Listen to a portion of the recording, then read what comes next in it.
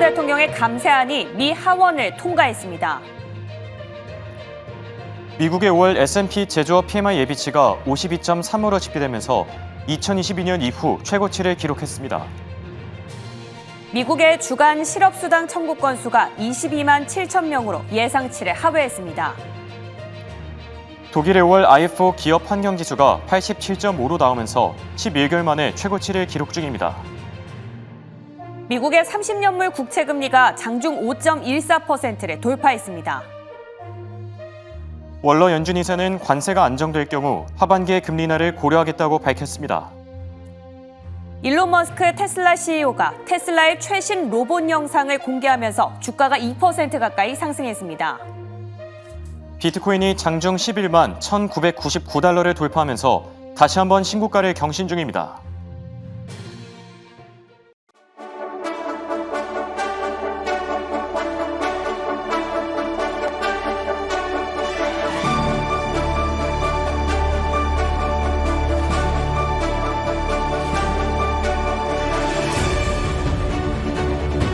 여러분 안녕하십니까? 박지영입니다. 안녕하십니까? 홍성진입니다.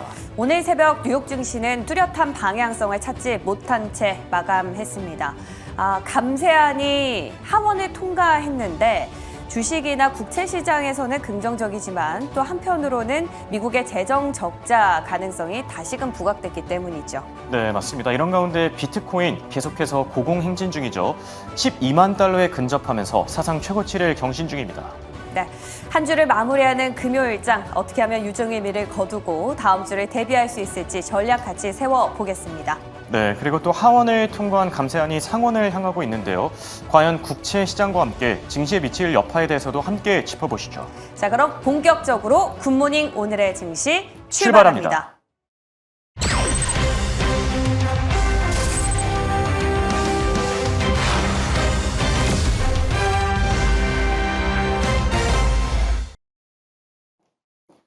오늘 미국 증시는 감세안과 국채금리를 주시하면서 혼조세로 마감했습니다. 다우와 S&P 500 지수는 소폭 하락한 반면 나스닥 지수만 유일하게 상승했는데요. 사실 장 중반만 하더라도 3대 지수가 모두 플러스 상태였는데 막판에 급격히 하락하면서 다우와 S&P 500 지수도 하락 전환된 하루였습니다. 그래도 그나마 다행인 점은 국채금리 상승세가 어느 정도 진정됐다는 점인데요. 다음 장을 통해서 수치들 한번 확인해 보시죠. 자, 우선 4.6%까지 올랐었던 10년물 국채금리 4.5% 중반까지 안정됐고요. 또 30년물 국채금리도 한때 5.14%를 돌파하긴 했지만 이내 상승폭을 되돌리고 5% 초반에서 거래 중입니다. 다만 10년물과 30년물 모두 심리적인 저항선인 4.5% 그리고 5%를 넘어선 만큼 추가적인 상승 압박을 받지 않겠냐라는 의견들이 나오고 있고요.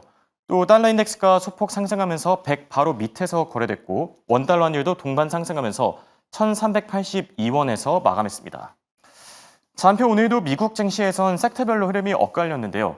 커뮤니케이션은 선방한 가운데 유틸리티와 헬스케어 섹터가 가장 부진한 모습을 보였고요. 또 미국 하원의 태양광 때리기에 썰런과 이 엔페이지 등 태양광 관련 업체들이 40% 넘게 폭락했습니다. 또 반도체 섹터에서는 엔비디아가 선방했지만 퀄컴과 AMD 등 반도체 나머지 기업들이 좀 부진한 모습을 보여줬고요. 자, 이어서 오늘 장에서 주목할 만한 체크 포인트들 같이 확인해 보시죠. 자, 오늘 준비한 첫 번째 키워드는 감세안입니다. 그동안 말도 많고 탈도 많았던 트럼프 대통령의 감세 법안, 결국 하원의 문턱을 간신히 넘게 됐는데요. 찬성 215표 대 반대 214표, 그러니까 한 표 차이로 아슬아슬하게 통과하면서 상원을 향하게 됐습니다. 다만 해당 법안이 상원을 통과하는 과정에서도 진통을 겪게 될 것이라는 전망들도 나오고 있는데요. 상원에서도 하원처럼 감세안을 반대하는 공화당 의원들이 여럿 있기 때문에 법안 내용이 결국 수정되지 않겠냐는 의견들이 우세합니다.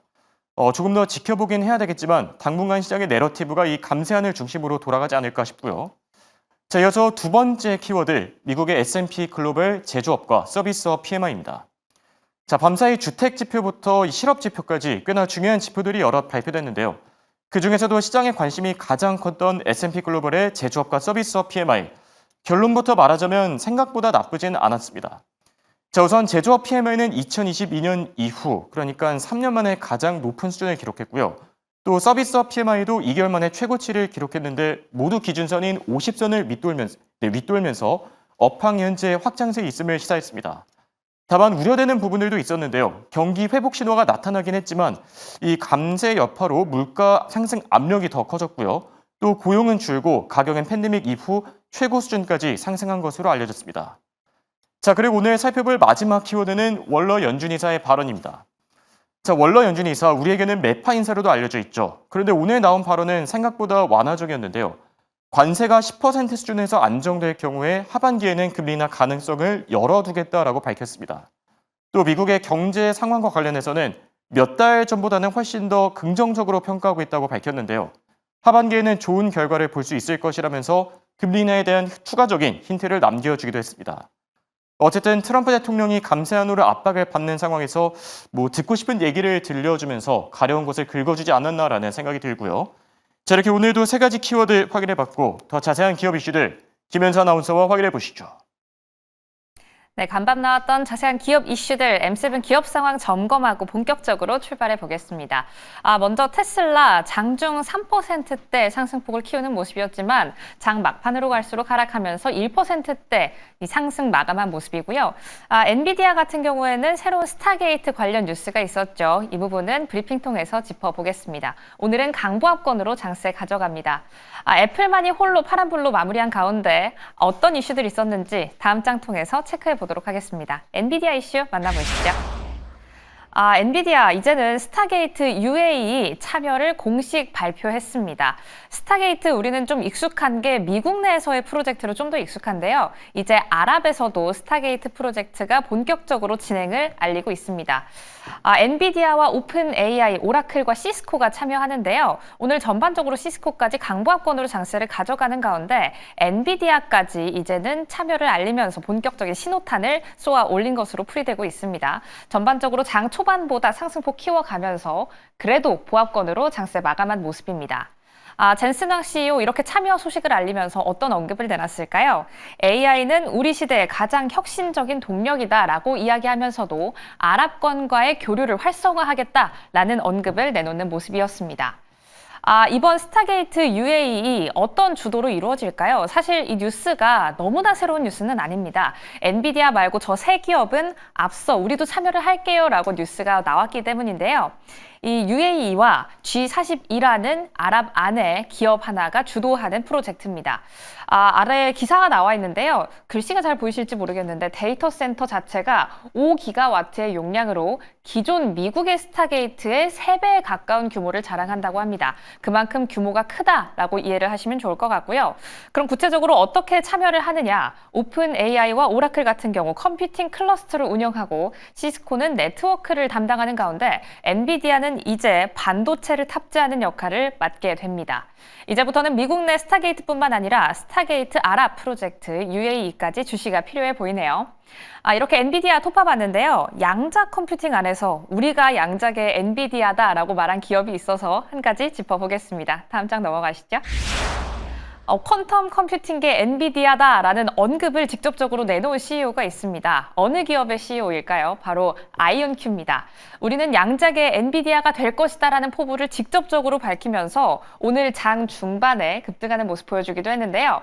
어떤 언급을 추가로 내놨느냐? 경쟁자가 있긴 하겠지만 양자 컴퓨팅계 우리가 최초다. 우리가 꽉 잡고 있다라는 언급을 내놨습니다. 그러면서 어떤 근거를 들었느냐 하면요. 시총을 이야기하는 모습이었습니다. 아이온큐의 시총 약 87억만 달러 정도 되죠. 이 2위를 잇고 있는 D-Wave 퀀텀, 이 시총에 반도 안 된다라는 점을 다시 한번 짚는 모양새였는데요. 과연 엔비디아 자리 양자 컴퓨팅계에서 유지가 가능할까요? 하지만 아직까지는 우려감이 좀 남아 있습니다. 크게 두 가지 부분 뜯어보도록 할게요. 먼저 양자 컴퓨팅 자체가 좀 직접적인 실적이 나온다라거나 하는 부분보다는 기대감으로 오르는 부분이 좀 많습니다. 그렇기 때문에 여전한 적자를 탈피하지는 못했다라는 부분이 투자자들의 우려감을 사고 있는데요. 23년도 누적 1억 달러의 수주를 받아내기는 했지만 이걸 직접적인 모멘텀으로 실적으로 언제 유지를 할지는 아직까지 우려감이 남아있는 부분이기도 하고요. 또 전임 CEO 2030년도까지 매출 10억 달성과 함께 흑자 전환에 성공하겠다라고 이야기했지만 이 다음 마음 바뀐 현재 시점의 CEO는 이런 언급을 추가적으로 내놓지는 않고 있는 상태입니다. 그리고 두 번째 한번 살펴볼까요? 올해 초 기준으로 물론 전체적으로 보면 100%가 넘게 주가는 올랐지만 올해 초 기준으로는 주가가 오히려 좀 떨어진 상태입니다. 특히나 올해 초에 3월에 공매도 관련 리포트가 나오면서 급락하는 모습을 보여주기도 했죠. 이에 대해서 CEO는 주기적으로 저런 공매도 내용이 등장하기는 하지만 반박할 가치조차 없다라고 일축하는 모습이기도 합니다. 하지만 그럼에도 불구하고 우려감 두 가지 포인트 남아있다는 점 함께 짚어봤으니까요. 앞으로의 흐름에도 주시가 필요해 보입니다. 지금까지 주가 흐름 그래도 상승 탄력 받아줬지만 앞으로는 어떻게 흘러갈지 저희와 함께 팔로우업 해보시죠. 지금까지 특징주 만나봤습니다. 이번엔 미국 증시 투자 전략 세워보는 시간입니다. 송범선 썬투자실장 나와 계십니다. 안녕하십니까? 안녕하세요. 자, 오늘 미국 증시 장 중반만 하더라도 사실 잘 가주다가 이 막판에 흘러내리면서 조금 아쉬운 모습을 보여줬는데요. 한 줄 평을 내려주신다면 어떻게 보셨습니까? 네, 감세 법안은 악재 소멸이라고 보고요. 그리고 네. 고용은 호조다 이렇게 좀 보고 있습니다. 알겠습니다. 좀 덧붙일 얘기들이 있을까요?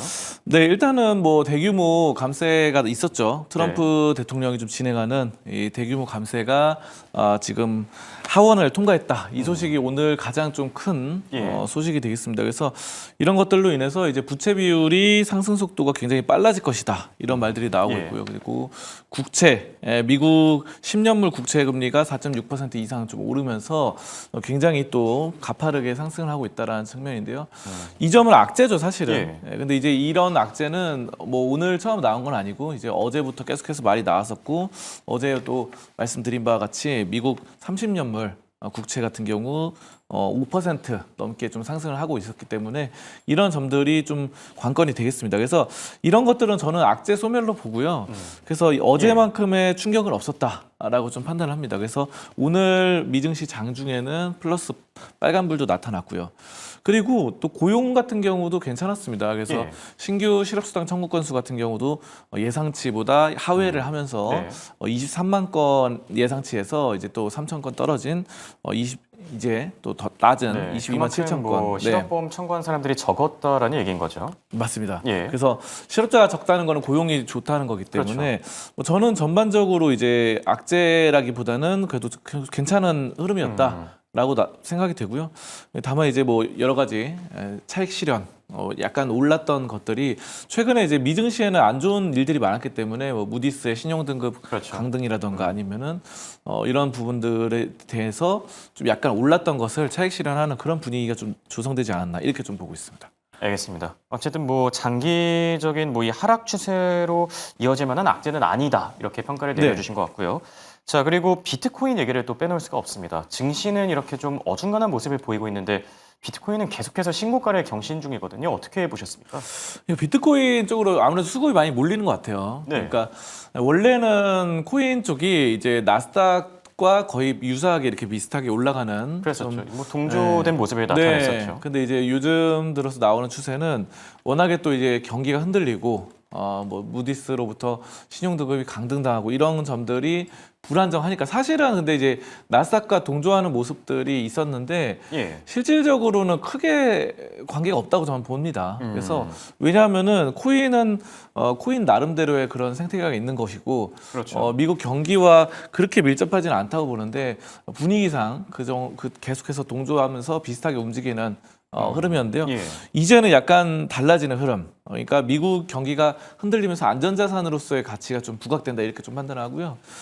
비트코인 같은 경우는 지금 트럼프 대통령도 행정 명령을 내려가지고 전략 자산 비축으로 삼겠다 했죠. 그래서 여러 가지들을 뭐 사모으고 있습니다. 그래서 미국 정부에서도 이미 비트코인을 20만 개 넘게 좀 보유를 하고 있는 시점이고 이런 것들을 향후 계속해서 늘려나가면서 뭐 일각에서 한 100만 개 이상 그렇죠. 매집을 하는 거 아니냐 뭐 이런 말들이 나오기 때문에 그러니까 저는 이렇게 봐요. 전략 자산 비축으로 삼는다는 거는 안전 자산을 우리가 옛날에 IMF 시작 때 우리나라도 외환이 부족해서 외환 위기라고 예. 하는 것처럼 그래서 지금은 외환이 굉장히 많죠. 우리나라가 국고에. 그런 것처럼 미국 같은 경우도 기축 통화가 달러인데 이런 것들을 뭐 다른 엔화나 유로화로 할 수도 예. 있지만 그럴 수 있지만 어쨌든 그만큼 비트코인이 안정적이라 생각하고 이렇게 안전 자산으로서 사모으는 게 아닌가. 그래서 만약을 위한 그런 것들을 하기 때문에 저는 네. 이런 미국 정부의 이런 매집세 이런 것도 있고 여러 가지 분위기상 주식 시장이 안 좋으니까 약간 도피하는 자금들이 이쪽으로 흘러간 게 예. 아닌가 이렇게 좀 판단하고 있습니다. 알겠습니다. 자, 그리고 이 감세안이 하원을 통과한 가운데 직격탄을 맞은 종목들이 있었죠. 자, 이쪽이 바로 태양광입니다. 썰런도 그렇고 엔페이지도 그렇고 뭐 40% 넘게 폭락한 기업들이 많았는데 이쪽은 오늘 어떻게 보셨죠? 네, 굉장히 좀 안 좋게 지금 나타나고 있는데요. 네. 이제 2028년까지 IRA 폐지 법안 폐지된다 해가지고 예. 이런 태양광 기업의 악재로 나타난다. 그 태양광 기업들이 좀 울상이다 이렇게 보는데 이 IRA가 이제 친환경 관련된 법안이죠. 그렇죠. 그래서 원래는 이제 인플레이션 감축법인데 이제 뭐 전기차, 2차 전지 쪽에서도 말이 많이 나오는 IRA입니다. 그래서 2차 전지 자체도 이제 친환경 쪽에 어느 정도 해당이 되기 때문에 네. 이런 점에 따라서 태양광도 친환경 쪽으로 좀 악재로 작용한다. 그래서 이 감세 법안으로 굉장히 좀 큰 타격을 받았다 이렇게 좀 볼 수 있겠고, 그래서 태양광 기업에 대해서 이제 30% 연방 세금 공제를 폐지하게 됩니다. 이런 점들이 좀 태양광 기업들의 악재로 다가온다라는 점이고요. 그래서 지금 친환경 쪽이 사실은 예전부터 말이 나왔었던 거는 원래는 이제 그 민주당 바이든, 해리스 이쪽이 이제 친환경을 많이 밀었죠. 네. 그리고 공화당의 트럼프 대통령 같은 경우는 이제 반친환경 약간 그런 쪽으로 많이 전통적인 뭐 화석연료 쪽인 거죠? 맞습니다. 예. 예. 그래가지고 그렇기 때문에 아무래도 또 이런 IRA 폐지에 대한 부분들이 친환경 쪽이 좀 안 좋아지는 게 아닌가 뭐 이런 생각이 들어요. 그래서 간밤 사이에 너무 많은 또 하락세가 있어가지고 썬런 같은 경우는 36%뭐 이렇게 그렇죠. 약세를 맞았죠. 그래서 지금 추세가 확 꺾였습니다. 그래서 지금 떨어지는 칼날을 잡기는 좀 위험한 상황인 것 같고요. 어느 정도 지켜보다가 이 친환경 또 IRA에 대한 이런 부분들이 좀 완화되는 분위기가 있다 하면은 그때 이제 어느 정도 들어가 볼 만한데요. 지금은 너무나 또 떨어지는 칼날이다 보니까 위험한 시기다 이렇게 보고 여러분들이 지금 미 증시에서 지금 친환경 관련된 기업들은 네. 다소 좀 리스크 관리를 하는 필요가 있다 이렇게 좀 판단하고 있습니다. 알겠습니다. 투자 조언까지 잘 들어봤고요. 자, 그리고 밤사이 테슬라가 또 한방 선방해 줬습니다. 주가 흐름은 뭐 장중 한때 3%까지 뛰었는데 막판에 이게 좀 이제 축소가 됐고요. 자, 일론 머스크 테슬라의 로봇 최신 영상을 공개했는데 살펴볼 만한 부분들이 있었을까요? 굉장히 이제 로봇의 혁신적인 기술들이 정말 빠르게 발전하고 있습니다. 그래서 예전에는 이제 로봇이라고 해도 사실은 뭐 일반 기계와 별 다를 게 없다라는 말들이 많았죠. 네. 그래서 결국은 이제 로봇이 아니라 일단 기계인데 뒤에서 이렇게 사람들이 조종하는 게 아닌가 이런 말들이 많았죠. 그래서 좌로 움직여, 우로 움직여 이런 식으로. 네. 자, 근데 이제는 이 테슬라의 옵티머스 로봇 최신 영상 공개에 따르면은 이제 1인칭 시점으로 입력된 영상을 학습해서 인간의 동작을 모방할 수 있다. 이렇게 밝혔는데요. 이게 의미하는 바가 무슨 말이냐면은 이제 로봇이 우리가 이제 유튜브나 TV를 보고 이렇게 학습을 하잖아요. 우리 시청자님들도 이 TV를 보고 이렇게 공부를 하고 학습을 하시는데 로봇도 이제 TV나 뭐 유튜브를 보고 학습을 할 수 있다는 거죠. 그래서 예. 그대로 따라할 수 있는 앞에서 나온 TV에 나온 사람이 행동하는 대로 따라할 수 있는 여러 가지를 할 수 있다는 거고 모방을 한다는 거죠. 그래서 요리나 뭐 청소 사실 우리가 이제 로봇들이 막 뛰어다니고 덤블링하고 뭐 앞구르기 하고 이런 건 다 의미가 없습니다. 그래서 저는 그렇게 생각합니다. 요리하고 청소하고 이 정도만 해도 우리가 이제 가정용 로봇으로 큰 도움이 되죠. 네, 엄청난 도움이 되는데 이제 테슬라가 여기에 이제 많이 밀접해 있기 때문에 좀 상당히 긍정적이다 판단하고요. 네. 사실 뭐 IRA 아까 좀 말씀드렸는데요. IRA가 사실 테슬라한테도 안 좋은 법안이긴 하죠. 그래서 그렇죠. 친환경을 좀 약간 규제하는 법안이다 보니까 친환경 기업들을. 근데 이제 테슬라는 그럼에도 불구하고 오늘 이렇게 올랐다는 거는 친환경 법안 규제로 좀 안 좋은 악재보다는 이 로봇에 대한 옵티머스 로봇에 대한 이런 호재가 더 컸다 이렇게 좀 판단하고 있습니다. 네, 맞습니다. 월가의 평가를 보면은 실제로 테슬라가 더 이상 전기차 기업이 아니다. 이제는 뭐 AI 관련주다, 로봇 관련주다 이런 평가까지 나오고 있죠. 네. 네, 말씀하신 부분이랑 뭐 일맥상통하지 않나 생각이 들고요. 자, 그리고 실적을 발표한 기업들도 차례대로 체크해 보겠습니다. 우선 랄프 로렌이 실적을 발표했는데요. 어떻게 괜찮았습니까? 굉장히 또 괜찮게 나왔고 네. 이 의류 업체죠. 의류 업체인데 4분기 실적 발표를 했는데요. 매출과 EPS 모두 예상치보다 상회를 했다. 이렇게 좀 보고요. 예. 랄프 로렌이 이제 북미 쪽에서의 성장성은 그렇게까지 높지는 않았는데 중국에서 20% 넘는 고성장을 기록을 예. 했습니다. 그래서 이런 점들이 중국에서 좀 잘 팔리고 있다 이렇게 보고요. 전 세계 직접 판매 매장에서 매출이 13% 성장하고 있고요. 주주 친화적인 모습들을 많이 보입니다. 그래서 배당금이 10% 인상하고 자사주 매입 15억 달러 추가 승인을 했다. 그래서 이런 점들은 참 주주 친화적인 것들은 이제 우리가 좀 장기 투자할 때 굉장히 좋은 것 같아요. 예. 그래서 랄프 로렌 같은 기업은 그렇게까지 기술주의 그런 등락폭 굉장히 변동성이 큰 이런 것들이 영향을 받지 않고 또 이런 의류나 신발 이런 것들로 해서 좀 안정적인 매출이 있습니다. 왜냐하면 이런 브랜드들을 좋아하는 수요층이 있거든요. 그 매니아층이 있고 예. 전 세계에서 꾸준히 또 수요가 되는 것들이 있기 때문에 약간 아까 테슬라도 약간 마찬가지예요. 결국은 저는 이 브랜드 가치, 경제적 혜자가 있고 이런 부분들이 굉장히 중요하다고 봅니다. 그래서 브랜드 가치가 확고히 좀 자리를 잡히면은 약간 경영이 잘못되거나 아니면 삐끗거리거나 아니면은 뭐 회계적으로 좀 안 좋은 일이 생기거나 해도 그래도 꾸준하게 좀 기업이 종속 유지가 되는 그런 모습이 있습니다. 그래서 예. 좀 랄프 로렌이 이런 부분에서 좀 잘 이미지 구축을 잘했다라고 판단을 하고요.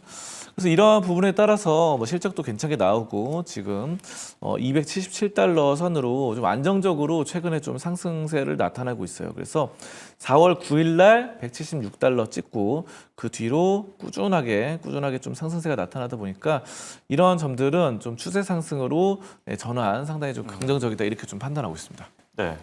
자, 이렇게 어닝 서프라이즈와 함께 주가가 오른 기업들도 있었는데요. 반면에 이 좋은 실적에도 불구하고 하락한 기업도 있습니다. 바로 애널로그 디바이스인데요. 때문에 오늘 반도체 기업들, 뭐 AMD도 그렇고 대체적으로 투자 심리가 조금은 부진했습니다. 실적 자체는 괜찮게 나왔는데 어떻게 나왔는지부터 짚어주실까요? 굉장히 괜찮게 나왔습니다. 네. 모두 매출과 EPS 모두 예상보다 상회를 했었던 것이고요. 반도체 기업으로서 괜찮게 나왔고 매출은 전년 대비 22% 상승세가 나왔습니다. 자동차 부문의 수요가 회복세다. 이런 점들이 좀 긍정적이다 이렇게 판단이 네. 되고요. AI 업그레이드 기기 수요가 꾸준하게 되면서 소비자들의 이런 가전 부분에서 이런 AI 주문이 좀 늘어나고 있다. 이런 점들이 좀 주목하겠습니다. 자, 그런데 좀 약간 눌렸어요. 이런 점들은 어떻게 보면은 그 전에 미리 올랐었던 5월 15일까지가 최고가거든요. 예. 그래서 미리 이런 점들이 실적에 좀 반영됐던 부분이 있다라는 측면. 그래서 어떻게 보면 이런 점들은 실적이 발표됐다는 것이 재료 소멸로 좀 작용한 것이 아닌가 이렇게 싶고요. 그래서 어쨌든 실적이 좋다는 거는 장기적으로 봤을 때는 좀 긍정적인 부분이기 때문에 네. 저는 오늘 뭐 실적 발표한 기업들 다들 좀 긍정적인 부분으로 좀 판단하고 있습니다. 알겠습니다. 그동안 많이 올랐던 만큼 뭐 기대치가 너무 컸다 이렇게 평가를 해볼 수도 있을 것 같고요. 자, 그리고 마지막 실적 발표 기업 어드밴스 오토파츠 들고 오셨는데 어떤 내용들이 나왔죠? 이 기업은 1분기 실적이 예상보다 손실이 크지 않았다. 네. 이렇게 볼 수 있어요. 그래서 사실 이 기업은 이제 현재 당기순이익이 손실이 보고 있는 기업인데요. 2024년 적자 전환을 했습니다. 그래서 그런 점들이 예전에 흑자로 나타난다 적자가 됐는데 근데 오늘 엄청나게 올랐어요 주가가. 네. 그래서 근데 이제 손실이 여러분들이 아셔야 되는 거는 흑자 전환은 가장 좋겠죠. 근데 이제 흑자 전환에는 누구나 좀 주목을 하다 보니까 저는 적자 감소도 괜찮은 것 같습니다. 적자가 서서히 감소해 나간 시점 이런 점들이 있다고 한다면은 많이 좀 사람들이 주목은 못하지만 그런 점들이 결국 적자가 감소하다가 흑자 전환하는 거거든요. 그래서 이런 점들이 지금 어드밴스드 오토파츠에 해당된다 이렇게 보고요. 북미 자동차 부품 공급 업체로서 좀 괜찮게 나타나고 있고 미국 내에서 4,785개의 매장을 운영하면서 긍정적인 이런 시그널이 나온다. 그래서 이제는 좀 흑자 전환될 수 있지 않을까 이런 부분들로 좀 기대를 해볼 수 있는 시점이다. 그래서 급등을 했는데요. 다만 이제 아직까지 이런 점도 있어요. 아직까지는 적자기 때문에 네. 조심하게 57%나 오늘 올라가지고 단기적으로 데이 트레이딩 측면에서 스캘핑 측면에서 손절선을 확실히 잡아가면서 하시는 게 좋겠다 이렇게 좀 판단하겠습니다. 네, 알겠습니다. 자, 끝으로 오늘장 미국 증시에서 탑픽주를 꼽아주신다면 오늘 보니까 어반 아웃피터스 들고 오셨는데 생소한 분들도 있을 것 같아요. 의류 업체인데 어떤 모멘텀들이 있을까요? 네, 그렇죠. 의류, 신발, 디자인 이런 판매하는 업체인데요. 브랜드 수요가 강세입니다. 그래서 장기적인 성장성이 좋다라는 측면이고요. 2분기가 이제 매출 성장이 전망된다 이런 네. 측면들이 나오고 있고요. 지금 뭐 아까 랄프 로렌과 마찬가지죠. 그래가지고 실적 발표가 이제 괜찮게 나왔어요. 분기 매출과 이익이 시장 예상치를 모두 상회하는 이런 부분들이 나왔기 때문에 약간 의류업체 랄프 로렌과 마찬가지로 예. 그런 긍정적인 측면이 있고요. 지금 이 종목의 추세를 보면 굉장히 강합니다. 그래서 뭐 최근에 뭐 나스닥이 올해 들어서 2025년 들어서 많이 눌렸었던 부분도 있었어요. 근데 이제 이 종목은 그런 시장과는 무관하게 좀 움직이고 있습니다. 그래서 요즘은 확실히 그 의류 업체들 괜찮은 것 같습니다. 아까 그래서 뭐 랄프 로렌도 짚어주셨었죠. 예. 그렇죠. 그런 것과 마찬가지로 이건 더 강해요, 시세가. 그래서 예. 상당히 좀 73달러까지 올라서는 분위기인데 이런 측면에서 볼 때 추세 매매를 하신다면은 지금은 기술주보다도 훨씬 더 강한 의류 업체들이 더 강하게 치고 올라가는 이런 시점으로 판단하고 여기서 이제 장대항목 나왔는데 이것도 이제 단기적으로 대응하시면 좋을 것 같아요. 그래서 단기 트레이딩으로 손절선은 마이너스 10% 잡아가시면서 접근하시면 괜찮겠다 이렇게 좀 말씀드리겠습니다. 알겠습니다. 오늘도 좋은 말씀 감사합니다. 지금까지 도움 말씀에 송범선 썬투자실장이었습니다. 감사합니다. 감사합니다.